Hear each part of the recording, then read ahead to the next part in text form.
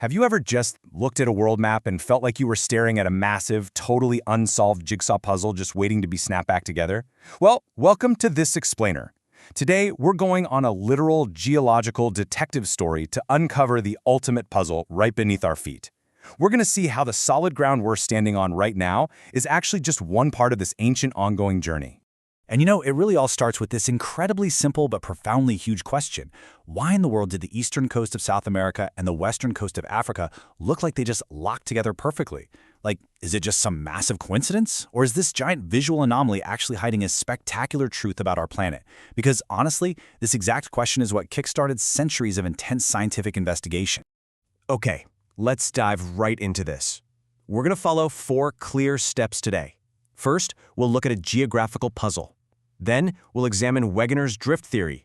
Third is the historical breakup of Pangaea. And fourth, we'll lay out the solid evidence of the theory.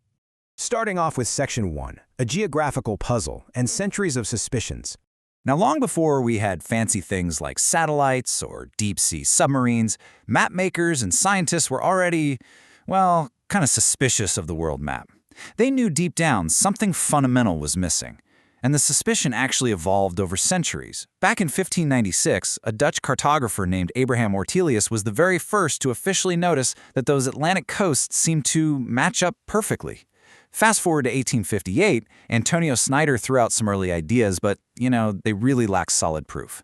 Then, in 1910, an American scientist, F.B. Taylor, suggested a horizontal drift caused by tidal forces. But it wasn't until 1912 that our main detective finally stepped onto the scene and published the definitive comprehensive theory. Which brings us to Section 2, Wegener's drift theory. Let's meet our lead detective. So, let's meet the main protagonist of our story here. The man who actually gathered the definitive evidence and completely revolutionized how we understand the planet. This is Alfred Wegener. And here's a truly surprising fact for you. You'd probably assume the guy who figured out continental drift was, a geologist by trade, right? Actually, no. Wegener was a climatologist who got his PhD in astronomy from the University of Berlin in 1905. And honestly, because he spent his time studying the atmosphere and the stars, he had this totally unique macro-level perspective of the Earth. It let him see these giant connections that everyone else completely missed. Now, to really get Wegener's theory, we have to look at the basic mechanics of the Earth's crust. He proposed that the continental crust, which he called Seol, is made up of lighter material. It has a density of about 2.67. Meanwhile, the oceanic crust sitting beneath it, called Sima, is way denser at 3.00. So because the continental Seol is so much lighter, it can literally float and drift horizontally right over that denser oceanic Sima. Think of it exactly like icebergs, just sort of floating along in the ocean. And that brings us to the real starting point of our geological scene.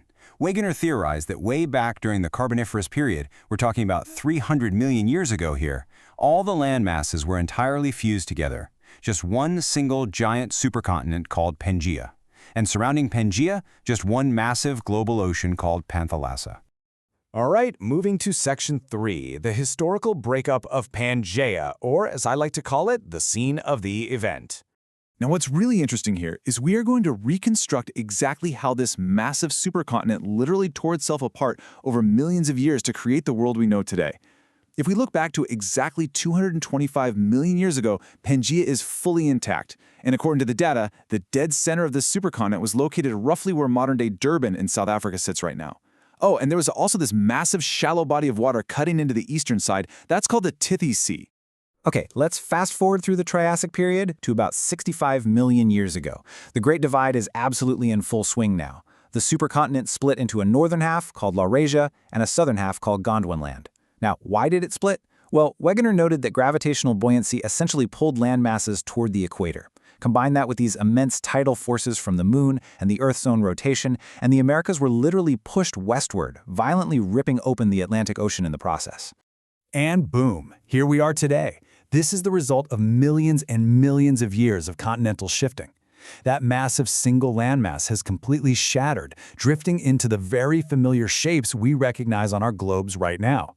But, as you can probably guess, all this epic movement, it definitely didn't happen quietly. Just think about the immense forces involved here. When these gigantic continental plates drifted and eventually crashed into each other, the geological results were incredibly dramatic.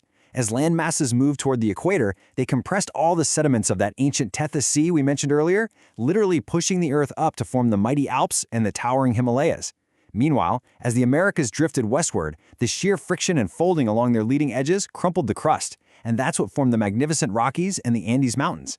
Which perfectly sets up Section 4, solid evidence of the theory.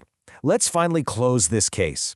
Because, look, a theory is really just a nice story without hard facts to back it up. So the crucial point is we need to transition from these theoretical mechanics to the undeniable, hard scientific proof. Wegener and his supporters, they didn't just look at maps. They compiled this robust, wildly multidisciplinary portfolio of evidence. They essentially built their case on 7 diverse pillars: the jigsaw fit, geological rock matches, paleoclimatic anomalies, actual drift measurements, paleontological fossils, paleomagnetic data, and a few other structural findings. Let's dig into a few of the most fascinating ones. First up is that literal jigsaw puzzle metaphor we talked about at the very beginning. When you take the geographical bulge of Brazil in South America, it fits. And I mean it literally fits flawlessly into the recess of the Gulf of Guinea over in Africa. Scientists have actually gone back and digitally reconstructed the continents, accounting for the continental shelves that are hidden underwater, and the match is absolutely undeniable. Then we have these mind-blowing paleoclimatic paradoxes. Honestly, this is where Wegener's background as a climatologist really, truly shined. Here's the thing. Coal is only formed in hot, tropical climates. Yet massive coal deposits have been discovered in the freezing, icy environments of Sweden and Norway. How does that happen? And on the flip side, we found evidence of ancient glaciation, meaning deep, deep ice cover, in places that are scorching hot today, like India, Brazil, Australia, and South Africa. It's crazy, but it all makes perfect sense if those landmasses used to be in completely different climate zones and then drifted away over time. And this brilliantly illustrates the next major biological proof, the fossils. We find perfectly identical fossils of the Glossopteris fern just scattered right across the separated fragments of Gondwanaland. We find remains of the Mesosaurus, which is the small freshwater reptile, in both South America and Africa. We even find fossils of marsupial opossums on land masses that are separated by huge oceans. Now, obviously these plants and small little animals absolutely couldn't have just swam across thousands of miles of salty ocean, right? No way. The only logical explanation is that the ground right beneath them was once connected as one solid piece. But hey, don't think this is all just ancient history. We have actual drift measurements showing that these continents are still actively moving right now, today. To put that into perspective, scientists track that India and Africa are still deviating and shifting by about 5 centimeters every single year. So, the Earth is still incredibly dynamic, and those tectonic plates right beneath our feet, they are constantly rearranging the furniture. Which really leaves us with this final kind of wild thought to ponder. We've seen how a supercontinent broke apart over hundreds of millions of years to create the map we all know today. But if the Earth is still actively shifting 5 centimeters every single year, what exactly is the world map going to look like in another 100 million years? The puzzle is far, far from finished. Anyway, thanks so much for joining me on this explainer. Keep wondering and keep looking at the world from a brand new perspective.